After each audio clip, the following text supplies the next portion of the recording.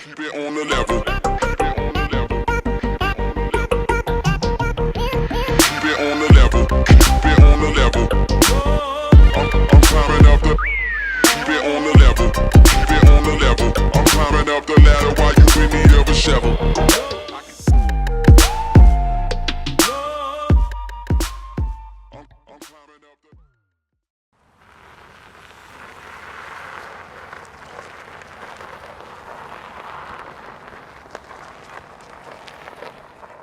This is the BMW i3, and it's extremely quiet, but that's mostly because it's an electric car. But this one also has gas range extenders so you're never stranded. And this is the same i3 in black. It's a little easier on the eyes, but it's still going to turn heads whether you like it or not. But there's definitely one thing you will like about this car, and that's how fun it is to drive. It is so quick and nimble. Trust me, even if you're not considering buying it, I highly suggest you go out and test drive it. Because at the end of the day, it's an electric car, and that means the minute you touch the pedal, you get all of the power. But hold on, before we get into it, I made another much longer video that goes into way more detail about this car. So check out the link in the description box below, or with this annotation. It'll be out when the video is done. So without further delay, let's go. Being an electric car means that the i3 delivers torque instantaneously. There's no turbo lag, and there's no low RPM versus high RPM torque. It's there the minute you tap on the pedal. And that's especially important during winter driving, because that's what most of driving is like in Canada. I highly recommend getting those skinny, factory-installed, low-friction, all-season tires swapped out for some good quality winters. Oh, and another thing,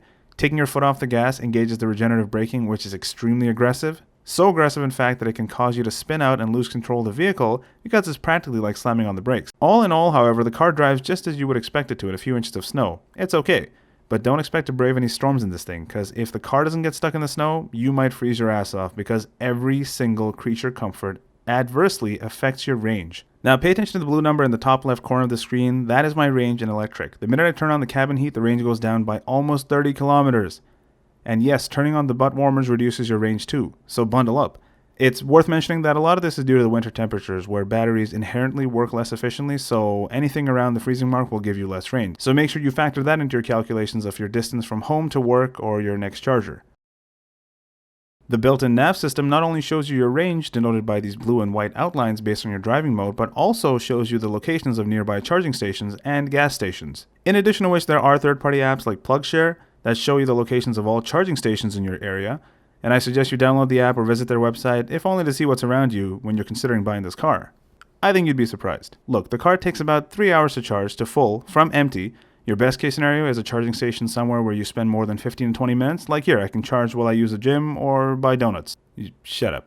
There is another app that comes with the car, and you only get access to it once you buy the car. It's available on Android and on iOS. It's the BMW i app, which lets you see the car's status. You can unlock and lock the car, you can see your driving efficiency and dynamics, you can precondition the car, and you can also see your distance from the car and where the car is if somebody's driving it instead of you. Now, taking a look inside of the car, you can see that the name of the game here is lightweight. I honestly think this car probably costs them more to make than it makes them. That means the floor mats are lightweight, the seats are lightweight, the seats are mechanical. There are no extraneous features like rear cooled or heated seats, nothing that would increase the weight. In fact, the entire chassis of this car, the entire frame of this car, is made with reinforced carbon fiber, which means it's significantly stronger than steel or any other car. So in the case of a side impact, you're perfectly fine. In addition to that, driving the car is really easy to do. There are virtually no blind spots because of the massive cabin space. The mirrors are huge, the windows are huge. Everywhere you look, you get light. There's no sunroof though, because I guess that would add weight and increase drag. But definitely the best part about this car is driving it in and around the city or even on the highway. It does touch high speeds. It is extremely nimble and easy to get in and out of traffic.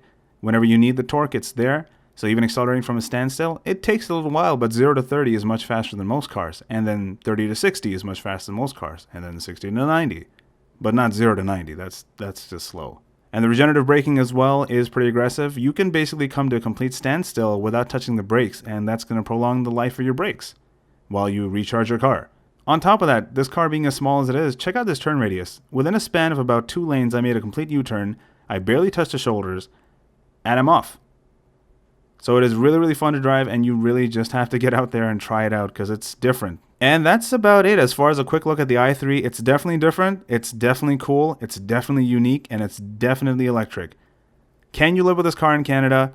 Yes, as long as you calculate your distance from home to your charging station, be that at work or at the gym or wherever you go, and I highly recommend getting the range extended version. So, who is this car for? It could be for somebody who cares about the environment, not me. It could be for somebody who's a really big techie. That's basically the category I fall into.